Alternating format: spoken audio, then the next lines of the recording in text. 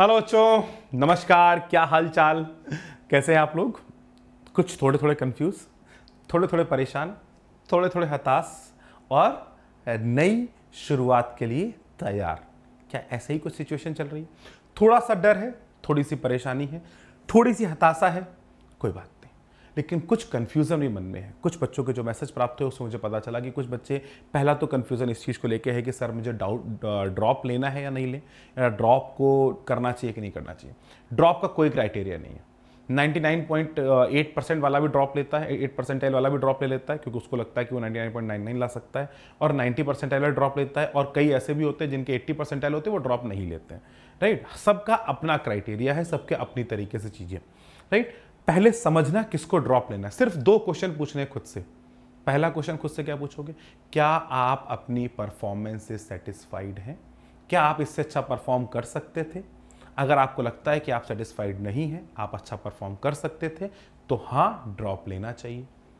दूसरा क्वेश्चन खुद से पूछोगे, क्या मैं वो सारी गलतियां जो इस साल मैंने की हैं, उन सारी गलतियों को हटा के पूरी तरीके से वही सिलेबस, पुराना सिलेबस पूरा वापस से अच्छे से पढ़ सकता हूं? अगर आपका जवाब है हां, तो यस, आपको ड्रॉप लेना चाहिए, बिल्कुल लेना चाहिए, इसमें कोई डाउट नहीं है। आपने कहा सर अच्छा ठीक है, लेकिन सर क्या ड्रॉप लेने से 1 साल निपट जाएगा क्या? सर उसका कुछ प्रॉब्लम तो नहीं जाएगा, गवर्नमेंट की नौकरी वोकरी ना मिल पाए, हमको नौकरी में परेशानी हो जाए, सर 1 साल पीछे हो गए हम? कुछ नहीं होता ऐसा। आप अभी मान लीजिए आपको कोई भी परसेंटाइल आया, उसके हिसाब से आप कोई कॉलेज में चले जाओ, उस कॉलेज के आप 2022 में एंटर करोगे, 2026 से बाहर निकल के आओगे।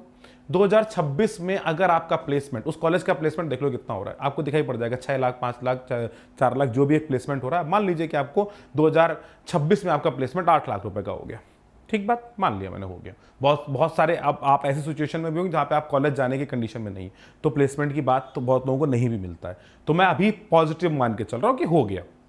आपने 1 साल ड्रॉप लिया, अच्छी पढ़ाई करी, किसी अच्छी आईटी के अंदर गए, 2027 में आप बाहर निकलो, क्योंकि 2023 में अंदर जाओगे, 2027 में बाहर निकलोगे।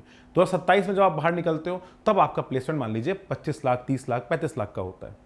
तो अब आप 2027 में जब खड़े होगे, जिसने 2026 में जो बाहर निकल के आया है, उससे आप कंपेयर करोगे, तो आप उससे बहुत आगे होगे, बहुत ऊपर होगे, इसमें कोई डाउट नहीं है। बस कंडीशन सिर्फ इतनी है कि उतनी पढ़ाई करने के लिए आपको तैयार होना चाहिए, इस 1 साल को पूरी तरीके से डेडिकेट करने के लिए तैयार होना चाहिए। तो दोस्तों, स्वागत है आप सभी लोगों का प्रयास 2.0 बैच के अंदर। जो बच्चे आप लोग आ चुके हैं, उन सभी का बहुत बहुत स्वागत है। जो कन्फ्यूजन्स हैं उनको लेकर मैं एक सेशन लेकर आया हूं, जिसके अंदर मैं बात करूंगा कि फिजिक्स को किस तरीके से पढ़ना है, सिलेक्शन क्या हुआ, क्यों नहीं हुआ, किन कारणों से नहीं हुआ, और हम ऐसा क्या करने वाले हैं जिनसे हमारा सिलेक्शन होने की संभावना 100%, 100% हो जाएगी। और अगर हमने उन सारे स्टेप्स को फॉलो किया, तो आप सभी बच्चे जेई में एक बहुत अच्छी रैंक स्कोर कर सकते हैं, एक बहुत अच्छी आईआईटी के अंदर जाके एक बहुत शानदार ब्रांच से बीटेक करके इस देश, अपने माँ बाप, अपना सभी का नाम रोशन कर सकते हैं। और इस पीडब्ल्यू प्लेटफॉर्म को तो ऑब्वियस सी बात है, जब आप अच्छा करेंगे तो हम सभी का नाम रोशन होगा ही होगा। तो मेरे प्यारे बच्चों, बहुत जल्दी से कुछ बेसिक बातों से अपने सेशन को स्टार्ट करते हैं। पहले फिजिक्स की बात है, तो how, what and how much हम बात करने जाएंगे। पहले कि फिजिक्स में क्या क्या पढ़ना है, कैसे पढ़ना है, इन सब की चर्चा करेंगे। लेकिन उसके पहले मैं आपसे कुछ क्वेश्चन पूछने जा रहा हूं, तो कृपया करके आइए और मुझे फटाफट बताइए कि क्या सही है। क्या लगता है कि तुम्हारा सिलेक्शन हो सकता है? हो सकता था, है नहीं, हो सकता था? पहले मुझे बताओ, हो सकता था, लगता है तुमको आज? क्या तुमको लगता है कि तुम्हारे 60% मार्क्स जेईई मेन में आ सकते थे? उस 30 क्वेश्चन में से 15 क्वेश्चन मैं करता तो 25 में से 15 क्वेश्चन मेरे सही हो सकते थे। क्या ऐसा लगता है? क्या ऐसा लगता था कि आप हर टॉपिक को पढ़ सकते थे? इतना टाइम था, लेकिन नहीं पढ़ा, वो अलग चीज था कि नहीं था? क्या आपको लगता है कि हर टॉपिक का इजी क्वेश्चन आप सॉल्व कर सकते थे? क्या आपको ऐसा फील आता है? क्या आपको लगता है कि आप उन सारे डिस्ट्रैक्शंस, जिसने आपकी रैंक को बिगाड़ा है, जिसने आपके करियर को बिगाड़ा है, जिसने आपका 1 साल डिले करा रहा है, जिसके कारण आपका इस साल सिलेक्शन नहीं हो पाया, क्या उन डिस्ट्रैक्शन से अगर आप 1 साल दूर रह लेते तो क्या कुछ हो जाता? अगर आप 1 साल फेसबुक नहीं चलाते, आप इंस्टा नहीं चलाते, आप सोशल नेटवर्किंग से दूर रहते, इस पर ज़्यादा समय व्यतीत ना करते, सिर्फ पढ़ाई पर, जिन माध्यम के थ्रू आप पढ़ रहे हैं, यूट्यूब के माध्यम से पढ़ रहे हैं, जिस भी माध्यम से पढ़ रहे हैं, सिर्फ उसका उतना ही उपयोग करते, तो क्या लगता है कि आपका सिलेक्शन हो जाता? बोलो हाँ या ना। और 1 साल में अगर ना करते, तो 1 साल के बाद अगर आज आप सोचते कि मैंने 1 साल पूरा फेसबुक नहीं चलाया, तो क्या आज मेरी सेहत पे कोई असर पड़ जाता? क्या लोग मुझे गंवार कह देते? क्या लोग मुझे कहते हैं कि तुम आउटडेटेड आदमी हो, बे तुमको फेसबुक चलाना नहीं आता, बे तुम तो टोपा हो? ऐसा कोई बोल सकता था क्या भाई? नहीं बोल सकता था ना। अगर तुम्हारा आज 99.9 परसेंटाइल होता और एक बच्चा जो लगातार फेसबुक चला रहा था, कुछ भी कर रहा था, उसका 90 परसेंटाइल आया है, वो हो सकता है कि एक दिन पहले तक, एग्जाम के एक दिन पहले तक तुमको ये कह रहा हो कि तुम पढ़ाकू हो, तुम पढ़ाकू हो, तो तुमको एक दिन पहले तक खराब लग रहा था। लेकिन आज तुम उससे मिल लो जाके, सोचो, तुम सोचो एक बार। सबसे बड़ा डर एक बच्चे के अंदर पता क्या होता है? मैंने एक बहुत बड़ी क्लास में इस चीज को पूछा था कि क्या तुमको ये पसंद है कि कोई तुमको पढ़ाकू कहे? तुमसे अगर कोई ये कहता ना कि तुम पढ़ाकू, तुमको बुरा लग जाता है, तुमको लगता है नहीं ऐसा नहीं है, तो उसको समझाते हो कि ऐसा नहीं है। इसको निकाल दो। बहुत सारे बच्चों का सिलेक्शन ना होने का बहुत बड़ा कारण था कि वो दोस्ती में ये कह नहीं पाए कभी कि यार मुझे पढ़ना है। ये ना कहना जिसने नहीं सीखा, उसने अपनी जिंदगी की लंका लगा ली है। तो पहली चीज याद रखिएगा, सबसे बड़ा कारण जो मुझे दिखाई पड़ता है बच्चों के बीच में होता है कि आप खुद को पढ़ाकू कहलवाना चाहते ही नहीं है। आप चाहते ही नहीं कोई आपसे ये कह दे कि आप बहुत अच्छा पढ़ते हो, आप बहुत पढ़ते हो, आप चाहते, आपको बुरा लगता है, आपको बेइज्जती लगती है। तो पहली चीज इस बात की आदत डालो कि लोग मेरे से कहें पढ़ाकू, हाँ मैं पढ़ाकू। तुम पढ़ रहे हो, हाँ मैं पढ़ रहा हूं। तुम घूमने नहीं चलोगे, नहीं चलूंगा। अबे यार थोड़ा बहुत घूमना चाहिए, थोड़ा बहुत जिंदगी एंजॉय करनी, हाँ कर लेंगे। कब करेंगे? जब टाइम आएगा मैं कर लूंगा, अभी मुझे ये कर लेने दो। एक साल के बाद उससे मिल लेना। वो तुमसे पूछ रहा हो भाई क्या करें, तुम कह रहे हो भाई तुम कुछ भी करो, हम तो आईआईटी के अंदर जा रहे हैं। ये चेंज हो जाएगा एक साल के अंदर, तो टेंशन नहीं लेने का, पहले इस पर आ जाओ। तो आपको लगता है कि क्या सिलेक्शन हो सकता था? लगता है बिल्कुल हो सकता था, लेकिन कुछ गलतियां हो गई। कोई बात नहीं, मैंने कुछ गलतियां जो मेरे पास बच्चों की आई हैं वो मैंने ली हैं। ये लिखकर सिर्फ इसलिए लाया हूं कि कुछ मेरे पास जो मैं बना सकता था बनाया, लेकिन ये काम आप सभी को करना है। बहुत सारे बच्चों का सिलेक्शन इसलिए नहीं हुआ क्योंकि वो रैंडम स्टडी शेड्यूल के अंदर थे। कभी इधर चला मैं उधर चला, जाने कहां मैं किधर चला और फिसल गया। अबे यही हुआ कि नहीं हुआ? तो बहुत सारे बच्चे रैंडम स्टडी शेड्यूल, कभी इधर कभी उधर, कभी दाएं कभी बाएं। अबे भैया रैंडम मोशन का डिस्प्लेसमेंट कितना होता है रे चाचा? 0। तो तुम अगर रैंडम भागोगे ना भाई साहब तो निपट जाओगे। कभी आगे कभी पीछे, कभी दाएं कभी बाएं। अबे कहां चले, तुम्हारा डायरेक्शन ही नहीं है कुछ चलने का, तुम्हारा सिलेक्शन होगा कैसे भाई? पहला सबसे बड़ी गलती बच्चों के साथ ये हुई है, ठीक है ना। ये एकेडमिक मिस्टेक्स लिखी, मैंने नॉन एकेडमिक पर नहीं गया हूं। खुद से ज्यादा खुदा पर भरोसा। बहुत सारे बच्चे भाई साहब उनको अपने तुक्का पे भरोसा हो गया था कि अरे हम तो तुक्का मारेंगे हमारा सही हो जाएगा। मतलब ऐसे सपने देख रहा था बच्चा यार। मतलब ऐसे भी लोग हैं, खुद सोचो, अगर हो तो लिख के कमेंट में बता देना ऐसा हुआ है। लेकिन मैं उम्मीद कर रहा हूं ये भरोसा तुम्हारा उठ गया होगा। नहीं उठा तो उसको उठा के फेंक दो, बिल्कुल भरोसा नहीं। भगवान पे भरोसा करना ही नहीं। करो तो अपनी किस्मत पे, अपने काम पे करो, अपने कर्मों पे करो, भगवान पर भरोसा मत करो। भगवान आपको अपने हिसाब से देगा। भरोसे पे बैठे रहोगे तो कुछ नहीं होगा, कर्म पे भरोसा करोगे तो कर्म अच्छा होगा, अपने आप सब रिजल्ट आ जाएंगे। टेंशन नहीं लेना, ठीक है ना। No homework no class work. हर एक टॉपिक को स्टार्ट किया, खत्म किसी टॉपिक को नहीं किया। हर टॉपिक का पहला लेक्चर करते थे, उसके बाद कुछ छोटी मोटी चीजें भूल नहीं समझ में आती थी, कभी कुछ हो गया कभी कुछ हो गया, और उस चक्कर में टॉपिक छोड़ देते थे। और फिर भैया अब ये चिल्लाते थे भैया बैकलॉग बैकलॉग बैकलॉग बैकलॉग, अब कोई हमें बचा लो। यही काम पूरे साल कर लिया। पूरे साल ये चिल्ला चिल्ला के निकाल दिया कि बैकलॉग बैकलॉग बैकलॉग बैकलॉग। अभी बताऊंगा बैकलॉग कैसे खत्म करो, ठीक है ना। Lots of backlog, no doubt clearing. बहुत बैकलॉग हो गया था, कोई डाउट क्लियरिंग नहीं हो रही थी। इस चक्कर में आप बहुत ज्यादा पजल रहे। इसमें नॉन एकेडमिक मिस्टेक्स भी बहुत सारी रही हैं। दोस्ती यारी, घूमना फिरना, खाना पीना, ये सब भी आप लोगों के साथ इन्वॉल्व रहा है। इस चक्कर में आपका सिलेक्शन नहीं हुआ। आपका सिलेक्शन क्यों नहीं हुआ ये आप जरूर लिखें एक बार, और उस पूरे एक पेपर को लिख के आप अपने कहां पर, अपने जहां पर आप पढ़ते हैं स्टडी टेबल पर, उस पर ऊपर चिपका दो। बड़ा बड़ा चिपकाना है, और अगर हो सके तो फोटो खींच के भेजो, कमेंट में भेजो, इंस्टा पे लगाओ, मेरे को इंस्टा भेजो कि सर देखो ये मैंने लगा दिया, सर देखो ये मैंने अपनी गलतियों का पुलिंदा बांध दिया सामने, अब ये वाली गलतियां तो नहीं हो रही मेरे से, ये कंफर्म है। आपने कहा सर बहुत बढ़िया, मैंने कहा बहुत बढ़िया। अब क्या करना है? क्या लग रहा है कि मेरा सिलेक्शन हो सकता है? क्या इस बात की फीलिंग आती है? क्या लगता है कि सर अगर ईमानदारी से पढ़ लेते तो निपट जाता काम अपना?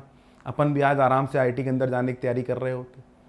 वो अपन ने पढ़ा नहीं, जिसने पढ़ा वो तो जा रहा है। तो लग रहा है कि अपन भी उतना कर सकते हैं? बोलो हाँ या ना। अगर लग रहा है तो जल्दी से आ जाओ फटाफट। पहले बेसिक 3 मंत्र दिमाग में रखो। इन तीनों को जिसने फॉलो कर लिया उसका सिलेक्शन 100% है। Consistency, concentration, self assessment. पढ़ना आपको कंसिस्टेंट रहना है, through out the year consistent. अगर आपने आज डिसाइड किया है कि मैं आप ड्रॉप ले रहे हैं, कोई स्कूल का प्रेशर नहीं है, किसी तरीके का प्रेशर नहीं है, एटलीस्ट टू एटलीस्ट आपको 3 घंटे पर सब्जेक्ट स्टडीज देने।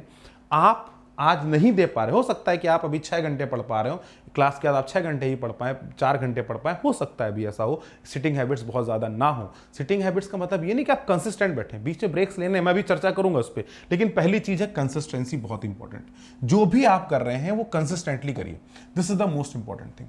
मतलब अगर आपने आज 5 घंटा पढ़ा है तो कल 5.5 घंटा ही होना चाहिए, 5 घंटा 5 मिनट होना चाहिए, 4 घंटे 55 मिनट पे नहीं आना चाहिए। अगर आप 5 घंटे पढ़ रहे हैं तो कल 5 घंटे 5 मिनट होगा, भले 5 घंटे रहो, लेकिन 4 घंटा 55 मिनट पे नहीं आएंगे भाई साहब। ये कंसिस्टेंसी है। ऐसा नहीं सर आज मोटिवेशन दो, पढ़ाई मन नहीं लग रहा, अब कल जाके पढ़ेंगे। तुम्हारी ये हार, इससे बड़ा मोटिवेशन तुम्हारे जीवन में कुछ नहीं होना चाहिए। अगर तुम्हें इसके बाद भी किसी मोटिवेशन की आवश्यकता पड़ती है तो तुम अभी ढंग से हारे ही नहीं हो, तुमने इस बात को अपने दिल से लगाया ही नहीं है, तुम्हारे दिल में आग लगी ही नहीं है, तुमने अपनी गलतियों को ढंग से लिखा ही नहीं है। अगर तुम इस बात को सोचो कि मुझे डेली मोटिवेशन की एक डोज चाहिए सर, उसके बाद मैं जाता हूं, सर एक मोटिवेशन दे दो, आज जाएंगे 8 घंटे पढ़ेंगे, कल सो जाएंगे, कोई बात नहीं, तो भाई साहब ऐसे पढ़ने से ना पढ़ना बेहतर है। अगर आप ये सोचते हैं कि एक दिन 8 घंटे पढ़ने के बाद आप 2 दिन ब्रेक ले सकते हैं, तो आपसे बड़ा गधा कोई नहीं है और आपका सिलेक्शन नहीं होगा, ये मैं पहले बता दे रहा हूं, इसमें कोई डाउट नहीं है। जिसने ब्रेक कर दिया रिदम, उसका सिलेक्शन होता ही नहीं है। जो कंसिस्टेंट नहीं रहा उसका सिलेक्शन हुआ ही नहीं है, कभी नहीं हुआ है, कभी नहीं हुआ है सिलेक्शन, ये कंफर्म है, गारंटीड है, कोई नहीं रोक सकता इसको। दूसरा है कंसंट्रेशन। भाई सब बैठे हुए हैं, दिमाग लग ही नहीं रहा है, दिमाग कहीं और चल रहा है। अगर ऐसी पढ़ाई कर रहे हो कोई मतलब नहीं है। अब ऐसी पढ़ाई ना हो उसके लिए जरूरी है कि दिमाग बाकी जगह से हटे। पढ़ाई पे दिमाग लगाना बहुत भारी काम है, हर बच्चे के लिए डिफिकल्ट होता है, इसमें कोई डाउट नहीं है, ह्यूमन नेचर है, इधर उधर भागता है। लेकिन हाँ, आप अपने मोबाइल से वो सारी चीज़ें डिलीट कर सकते हैं जिनकी आपको आवश्यकता नहीं है। आप अपने अगल बगल से अपने दोस्ती उन लेवल तक लिमिटेड कर सकते हैं जिनकी आपको ज़रूरत है। कोशिश करें खुद को लिमिटेड करें, छोड़ें चीज़ों को, फ़ोन से इंस्टा व्हाट्सएप जो भी है वो सब डिलीट कर दो। जिनकी आवश्यकता है सिर्फ उतना ही रखो, नहीं आवश्यकता डिलीट कर दो। मम्मी का फ़ोन यूज़ करने लग जाओ व्हाट्सएप के लिए, किसी से मैसेजिंग में कुछ बात करनी, मम्मी का फोन यूज करो, पापा का फोन यूज करो, उनके फोन से बात करोगे, शाम को बात कर लोगे 8 बजे। इसके अलावा आपके फोन में कुछ नहीं।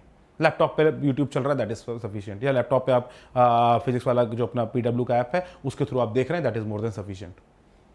नहीं करना इसके अलावा कुछ भी, या जो भी आप जैसे पढ़ाई करते हैं, मुझे उसमें वो नहीं कर रहा हूँ, जो भी आप जैसे पढ़ाई कर रहे हैं आप उस तरह से पढ़ाई करिए, इसके अलावा कुछ नहीं करना है। फिर सब चीजें छोड़नी है।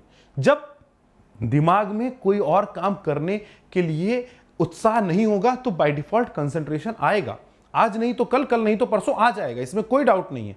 लेकिन जब आपके पास एक चीज होती है ना देखने के लिए, तब कंसंट्रेशन बिल्कुल नहीं आएगा।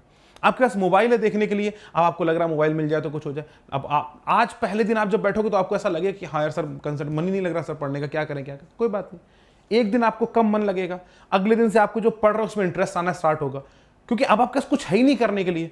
तो फिर आप क्या हो ना, धीरे धीरे अडॉप्ट हो जाओगे, धीरे धीरे अडॉप्ट हो जाओगे। हो सकता है स्टार्टिंग में कुछ प्रॉब्लम आए, हफ्ते 1.5 हफ्ते की प्रॉब्लम होगी, वो खत्म हो जाएगी। लेकिन जो आदमी हफ्ते 1.5 हफ्ते में पक गया, देखो भैया किसी काम को अगर आप 21 दिन कर लेते हो तो जनरली ये बोला जाता है कि वो लगभग आपकी आदतों में आ जाता है। तो आप बस 21 दिन का एक स्पैन है, 3 हफ्ते का स्पैन है, एक बार आपने वो कर लिया फिर वो आपकी रेगुलरिटी में आ जाएगा, अपने आप कंसिस्टेंट हो जाओगे, उसमें कोई दिक्कत नहीं। और तीसरा है सेल्फ असेसमेंट।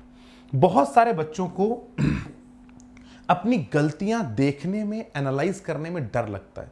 मैं बहुत बार बोलता हूं बच्चों से, सबसे बड़ी चीज होती है अपनी गलतियों को एनालाइज करना। बहुत सारे बच्चे मेरे सामने ऐसे होंगे जो आप ये वीडियो को देख रहे हैं, जिनको ऐसा लगता है कि जिन्होंने एग्जाम के बाद अपनी कॉपी देखना उन्हें पसंद नहीं है। रिजल्ट बस के बाद अच्छा क्या कितना आ गया, अच्छा इतना आ गया, ओके ठीक है बाय, वेरी गुड, कोई मतलब नहीं मेरे को किसमें कितने नंबर मिले, क्यों नंबर कटे, कहाँ गया, क्या देखने में अंदर से डर लगता है। अबे कौन देखे जाके यार, एक अंदर से डर लगता है कि हम कौन एनालिसिस करें। एक अजीब सा डर होता है जो एक ह्यूमन नेचर के अंदर होता है, अपने रिजल्ट को ना देखना। मैं आप सभी से कहता हूं, अगर आप कोई भी पेपर देख यार, अगर आपने 3 घंटे पेपर दिया है, उस 3 घंटे के पेपर का रिजल्ट आपको तभी मिलेगा जब उस 3 घंटे के बाद आप आधे घंटे 45 मिनट उस पेपर पर एनालाइज करोगे, अपनी सिली मिस्टेक, अपनी मिस्टेक्स, अपने प्रॉब्लम एरिया, अपने ग्रे एरियाज जो हैं जहां पर आपको प्रॉब्लम हो रही है उनको लिखोगे। हर क्वेश्चन के बगल में, उस पेपर में आने वाले 90 क्वेश्चन के बगल में लिखा होगा कि आपका अगर ये कोई क्वेश्चन गलत हुआ है तो क्यों हुआ है, उसमें क्या प्रॉब्लम है। सही हुआ है तो अच्छी बात है, लेकिन जो भी क्वेश्चन गलत हुआ उस 90 में से, उसके बगल में उसका कारण लिखा होगा, क्यों नहीं आया वो लिखा होगा, और उसके लिए आपने क्या मेजर लेने वाले हो वो आप अपने आप डिसाइड कर लोगे। जैसे आपने लिख दिया, आप अपने आप आपके दिमाग में आ जाए कि हाँ भैया वो वाला टॉपिक मेरे को उस जगह पर प्रॉब्लम आ रही है, उसको एक बार पढ़ लिया जाए। इसको बोलते हैं सेल्फ असेसमेंट। ये 3 काम कर लो, आपको गारंटी दे रहा हूं IITN का ठप्पा लग जाएगा। 100% IITN का ठप्पा है, 100%। ये सिर्फ 3 काम, गलती देखो सुधारो, फिर देखो फिर सुधारो। नेक्स्ट पॉइंट पर आते हैं। अब अगर मैं बात करूं कि आपको हम लोग क्या सपोर्ट करने वाले हैं प्रयास के अंदर, आप आते हो, पहली चीज आप सभी को पता है, एक ऑर्गेनाइज आपका क्लास शेड्यूल होता है, वो सब चीजें आपको मिलती ही मिलती हैं। Regular DPP, basic to advance, सारी चीजें मिलती हैं। ये आपको बेसिक से जो PW का प्यार है आप सभी के साथ, वो पूरा आपको मिलता है DPPs के फॉर्मेट में।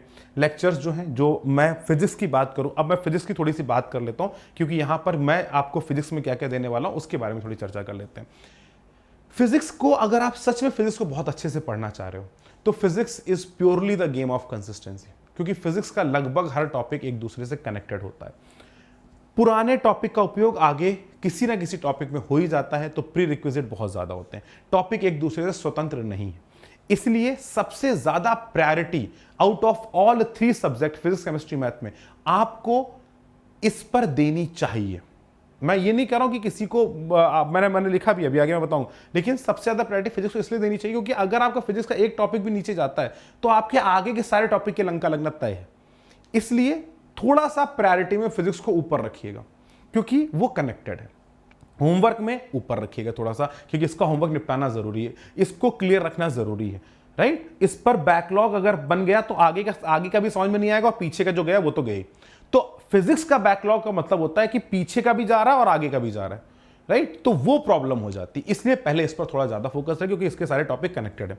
फिजिक्स में कौन सा टॉपिक इंपॉर्टेंट है, कौन सा अनइंपॉर्टेंट है, उन सभी चीजों के बारे में तो मैं आपको क्लास के साथ बताता चलता हूं। हर एक क्लास के JEE मेन के रिलेटेड क्वेश्चन जो भी हैं वो मैं आपको बताता चलता हूं।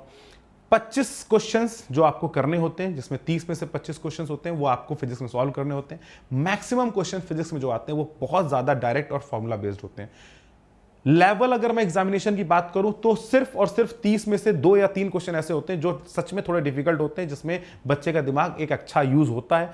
अदरवाइज बाकी सारे क्वेश्चन जो होते हैं, बचे हुए 27 क्वेश्चन, या मैं बोल दूं कि बचे हुए 26 क्वेश्चन भी आपके बहुत आसान श्रेणी में ही आते हैं। तो आप उन आसान श्रेणी के क्वेश्चन को आसानी से सॉल्व कर सकते हैं, बस अगर आपने फंडामेंटल को क्लियर किया हुआ है।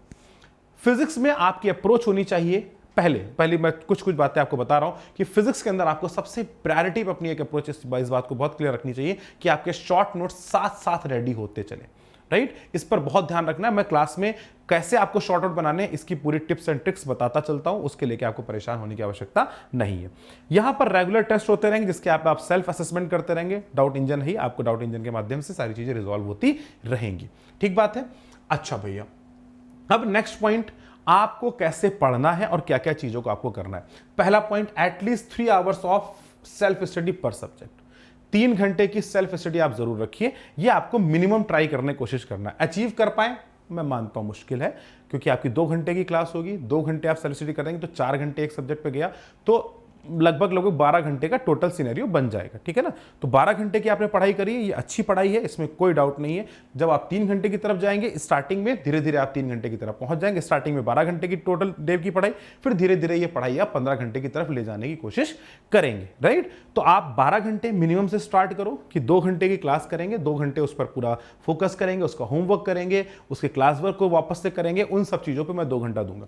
प्रारंभिक 2 घंटा मिनिमम आप ट्राई करें। मैंने यहां पर 3 घंटा मिनिमम लिखा हुआ, लेकिन आपको मैं बोल रहा हूं मिनिमम 2 घंटे से आप स्टार्ट जरूर करें, और 3 घंटे तक एटलीस्ट पहुंचना ही पहुंचना है कि आप टोटल मिला के 15 घंटे स्टडी आवर्स पर पहुंचने की कोशिश करें within a period of 1 month और 1.5 मंथ। इतना आपको कोशिश करनी चाहिए। All subject are equally important, तो ऐसा नहीं किसी सब्जेक्ट को कम या ज्यादा आंकें, बिल्कुल नहीं है। सिर्फ प्रायोरिटी मैंने बोला कि फिजिक्स को थोड़ा इसलिए ज्यादा दीजिएगा क्योंकि वो कनेक्टेड टॉपिक, अगर इसमें एक भी चीज छूटी तो आगे की बहुत ज्यादा प्रॉब्लम हो जाती है, इसलिए फिजिक्स को थोड़ा प्रायोरिटी पे रखिएगा। लेकिन इक्वल है, सबका वेटेज बराबर है, सब पर आने वाला सिलेक्शन में रिस्पॉन्सिबिलिटी सबकी बराबर है, इसलिए हर सब्जेक्ट पर इक्वली वेटेज रखिए, किसी को इग्नोर मत करिएगा। Homework and class work copy must be separate and neat and clean. ये याद रखना कि होमवर्क और क्लास वर्क कॉपी ये साफ सुथरी होनी चाहिए। ये जो रैंडम चल रहा है ना, एकदम रफ कॉपी में आगे पीछे कहीं दाएं बाएं जहां मन करे वहां लिख ले रहे हो, अगर आप अपनी नोटबुक प्रॉपर नहीं बना सकते हो, आप सिलेक्शन नहीं करा पाओगे। एटलीस्ट आपको कोशिश करनी चाहिए कि फिजिक्स के अंदर लगभग आपकी 10 से 15 के बीच में नोटबुक भरी होनी चाहिए, अगर आप सिलेक्शन के लिए मोटी वाली, वो जिसको बोलते हैं ना 250 पन्ने वाली जो आती है, वो उसकी बात कर रहा हूँ। ये नहीं कि 100 पन्ने वाली 10-15 भर दी, कोई मतलब नहीं उस बात का। 250 पन्ने की मोटी सी आती है, जो रजिस्टर आता था हम लोगों के समय पर, वही रजिस्टर चलता था, वो रजिस्टर आपका भरा होना चाहिए भाई साहब, तब तो आनंद है, तब तो आप सिलेक्शन की तरफ चलोगे, ठीक है ना। ये क्लास वर्क और होमवर्क की बात बता रहा हूँ, रफ कॉपी अलग चल रही है, रफ कॉपी तो रद्दी वाली है, वो तो चलेगी, वो तो खूब चलती है। अच्छा भैया, each solved question must be marked with hint also. अब आप लोगों के पास समय बहुत ज्यादा नहीं है ना, आपके पास समय थोड़ा कम है, तो आप जितने क्वेश्चन सॉल्व कर रहे हो ना, आपको लगा ये क्वेश्चन अच्छा था, उसके बगल में उसकी हिंट लिख दीजिए। आपके पास नोट्स हैं, डीपीपीज हैं, जो भी आपके पास मॉड्यूल्स पहुंचते हैं, उसके बगल में उसकी हिंट जरूर लिखिए, ताकि जब दोबारा करने जाए तो आपको उस पर कम समय मिले, कम समय लगे और आप जल्दी से जल्दी क्विक रिवीजन कर सके। ये बहुत ज्यादा सहयोगी होता है क्विक रिवीजन में, याद रखना है। Give at max 10 minute. किसी भी क्वेश्चन में बहुत ज्यादा समय लेके आप अटके मत, स्टक नहीं करना। स्टक मतलब हो गया कि आप रुको मत कहीं पर। ऐसा नहीं कि आपने क्वेश्चन करने बैठे, फिजिक्स का क्वेश्चन नहीं हुआ, आप अरे सर हो ही नहीं रहा, तो 10वां ही नहीं हुआ, तुम 11वां कैसे करते? अरे टोपा हो गया भाई, 10वां नहीं हुआ तो कोई बात नहीं, छोड़ो उसको। मैक्सिमम समय कोई डिफिकल्ट क्वेश्चन में 10 मिनट देना है, इसके ऊपर का नहीं देना है। नहीं आए डाउट इंजन, बाकी चीजों को एक्सप्लोर करो, इसका सॉल्यूशन निकालो, लेकिन अब उस पर इससे ज्यादा समय देने की आवश्यकता नहीं है।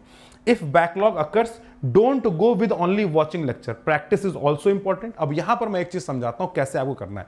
मान लीजिए कि आपका लेक्चर आ गया, इलेक्ट्रोस्टैटिक पर आप थे, इलेक्ट्रोस्टैटिक आपने स्टार्ट किया, इलेक्ट्रोस्टैटिक कुछ पार्ट छूट गया और हम पहुंच गए करंट में।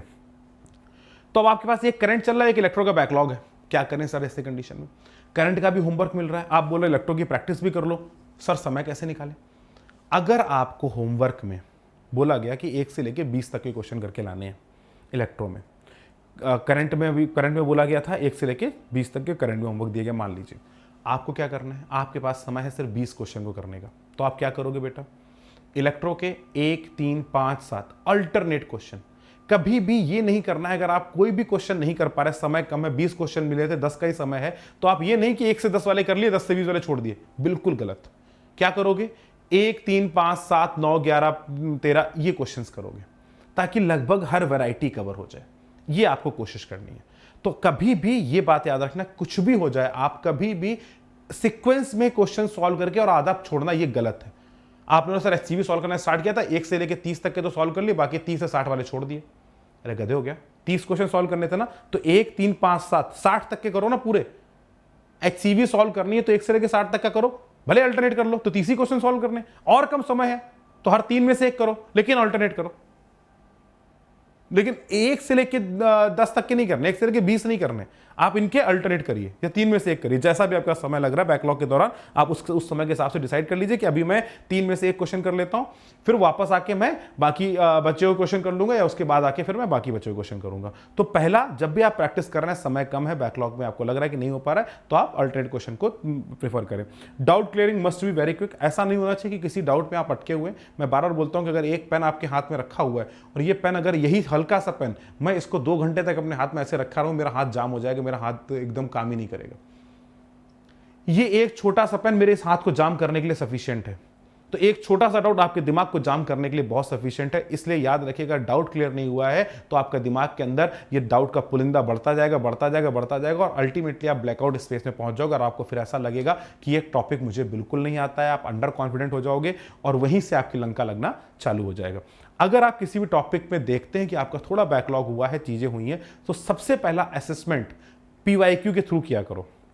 अगर आपसे 60% PYQ सॉल्व हो रहे हैं तो आप कभी अपने आप को कमजोर कड़ी में मत डालो। बहुत बार ऐसा होता है कि आप खुद को कमजोर मान के आप अपने आप को और नीचा गिरा लेते हो।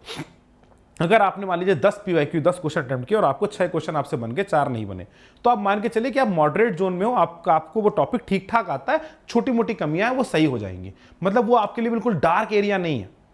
डार्क एरिया आप तब मानो जब 50% से नीचे हो, 60% पर हो तो आप उसको मॉडरेट मान के चलो। उससे क्या होता है, दिमाग में निगेटिविटी कम भरती है, और जब दिमाग में निगेटिविटी कम भरती है तो आदमी के अंदर थोड़ा कॉन्फिडेंस रहता है, हाँ मैं कर सकता हूं। और जब आदमी ये कह देता है ना मैं ये कर सकता हूं, तो वो कर ले जाता है। जो आदमी ये कहता है कि मेरे से नहीं हो पाएगा, वो कभी नहीं कर पाता, भले उसको आता भी हो। मतलब अगर आपसे पीवाईक्यू में 90% हुआ और एक क्वेश्चन सॉल्व नहीं हुआ और आपने ऐसा मान लिया कि मुझे नहीं आता ये टॉपिक, तो ये सच्चाई है कि उसका आने वाला आसान क्वेश्चन भी आपसे नहीं होगा। और हो सकता है कि आपको सिर्फ 60% क्वेश्चन सॉल्व हुए और आपने मान लिया था कि नहीं मेरे को तो ये आता है, आप खुद में कॉन्फिडेंस से भरपूर थे, तो हो सकता है कि आने वाला आसान क्वेश्चन आपसे आसानी से हो जाए और आप बहुत ज्यादा कंफ्यूज ना हो। क्योंकि क्या होता है ना, बच्चा बहुत बड़ा बड़ा सोच लेता है। आप लोग बहुत बड़ा सोच लेते हो मन के अंदर, क्या यार ये पूछा गया था, क्या ऐसा पूछा गया, लैंग्वेज की बात ही नहीं समझ पा रहे हो क्या पूछा गया, क्योंकि मन के अंदर बहुत सारी चीजें उठ जाती हैं। और जब आपको लगता है कि आपको नहीं आता है तो आप कभी कनेक्ट ही नहीं कर पाते हो। तो इसलिए कभी अंडर कॉन्फिडेंस जोन में मत जाइए। अंडर कॉन्फिडेंस जोन सबसे घातक है, सबसे ज्यादा घातक। जब भी आपको लगे कि यार मैं अंडर कॉन्फिडेंट हो रहा हूं, मुझे लग रहा है कि सर ये टॉपिक खराब हो रहा है, आप तुरंत पीवाईक्यू लेके बैठो और देखो कितने प्रतिशत सॉल्व हो रहा है। अगर आप 60% तक लेके आप आ पा रहे हो तो अंडर कॉन्फिडेंस मत हो, धीरे धीरे इंप्रोवाइज करने की कोशिश करो, लेकिन कॉन्फिडेंस को कमजोर मत करो। इस बात को 100% एश्योर रखो कि उस टॉपिक पर आने वाला आसान क्वेश्चन आपसे 100% होगा, इसमें कोई डाउट नहीं है। ये ध्यान रखना है, ठीक है। नेक्स्ट आता है take break and mix your subject during studies. ये बड़ा इंपॉर्टेंट होता है। हम लोग जब पढ़ते थे तो ऐसा नहीं कि यार कंसिस्टेंट आपने मैथ लगाना स्टार्ट किया तो मैथ लग रही है, फिजिक्स लगाना स्टार्ट किया तो फिजिक्स लग रही है। कुछ टाइम के बाद फिजिक्स में कुछ क्वेश्चन आपको परेशान करने लग गए, एक क्वेश्चन अटक गया, आपको लग रहा है यार वो बार बार क्वेश्चन परेशान कर रहा है, कुछ देर का ब्रेक ले लो, पानी वानी पियो, घूमो टहलो, थोड़ा बहुत आगे पीछे घूम लो, थोड़ा घूम फिर लो, कुछ खाना पीना तो खा पी लो, और फिर वापस बैठ जाओ, सब्जेक्ट चेंज कर दो। फिजिक्स पढ़ रहे थे तो केमिस्ट्री में इनऑर्गेनिक पढ़ लिया, या कुछ भी पढ़ लिया जो आपको अच्छा लग रहा है। ऑर्गेनिक में जीओसी चल रहा है तो जीओसी पढ़ लिया, कुछ उसमें इंटरेस्ट आ रहा था बढ़िया, तो कुछ देर आपने उसको पढ़ लिया, वो कर लिया। उसके बाद मैथ्स पढ़ ली, मैथ्स पढ़ने के बाद फिर एक बार इनऑर्गेनिक या ऑर्गेनिक में किसी एक को देखा, फिर फिजिक्स पे घूम के आ गए। तो ऐसे सर्कल में घूमते रहो, राइट। फिजिक्स, केमिस्ट्री, मैथ्स, फिर केमिस्ट्री, फिर मैथ्स, फिर फिजिक्स, इस तरीके से आप एक सर्कल में घूमोगे तो अपने आप आपका काम हो जाएगा। कोशिश ये करनी चाहिए कि कैलकुलेटिव आप हो, फिर एक बार थोड़ा सा आप थ्योरेटिकल टॉपिक को पढ़ें। जैसे फिजिक्स में अगर आप कोई कैलकुलेटिव टॉपिक पढ़ रहे हैं तो उसके बाद आप किसी का थ्योरेटिकल टॉपिक पढ़ें, फिर कैलकुलेटिव टॉपिक पढ़ें तो फिर थ्योरेटिकल टॉपिक पढ़ें। इस पर ज़्यादा फोकस रखना चाहिए। जेईई का एग्जाम एक क्वेश्चन सॉल्विंग एग्जामिनेशन है, तो एक चीज आपको हमेशा ध्यान रखनी है कि ज्यादा से ज्यादा क्वेश्चन सॉल्व करने हैं।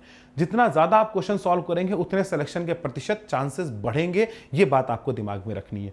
फिजिक्स के अंदर कंसिस्टेंसी बहुत इंपॉर्टेंट है, इसको पूरी तरह दिमाग में रखना है। Solve at least 2 question of past chapter. जो आपका चैप्टर हो गया, मान लीजिए आपने काइनेमेटिक्स पढ़ा, हम एनएलएम में आ गए, तो एनएलएम जब आप पढ़ रहे हैं तो हर दिन कोशिश करो कि पुराना 1 से 2 क्वेश्चन काइनेमेटिक्स का जो आपके मॉड्यूल का था उठा के कर लो।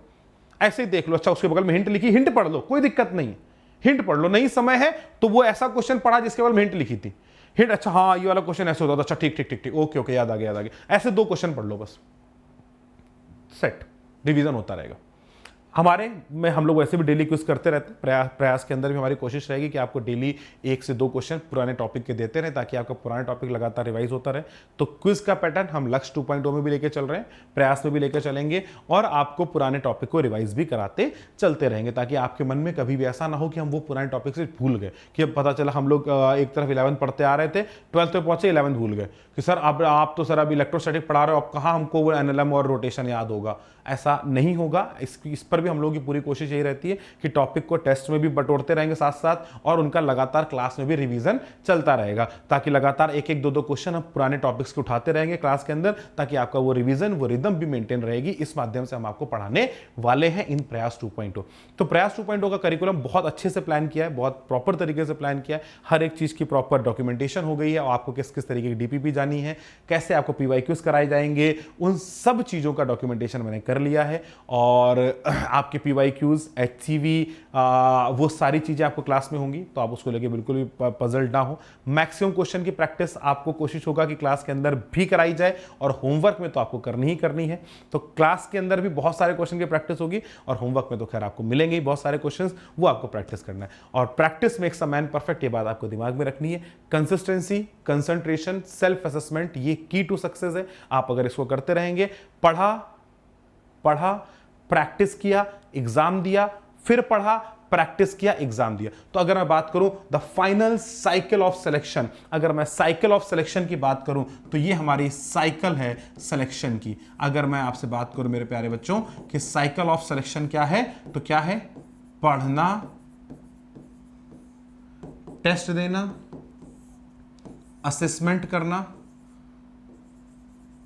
एनालाइज करना मतलब, और फिर वापस पढ़ना। इस साइकिल को आप पूरा करते रहिए, आपका सिलेक्शन 100% है। साइकिल ऑफ सिलेक्शन, इस साइकिल को चलाना है, इस साइकिल को आप चलाते रहेंगे, आपका काम हो जाएगा। So thank you all of you and welcome all of you to the batch Prayas 2.0। आइए पढ़ते हैं और इस जर्नी के माध्यम से आपके करियर को सफल बनाते हैं, IITian होने की जर्नी को करते हैं। मैं हूं शिवेंदु मिश्रा, मैंने शायद इंट्रोड्यूस नहीं किया, मैं हूं शिवेंदु मिश्रा, मैं एक IIT ग्रेजुएट हूं, IIT BHU से पास आउट हूं, और आप सबको IITian बनाने की कोशिश में लगा हुआ हूं, ठीक है।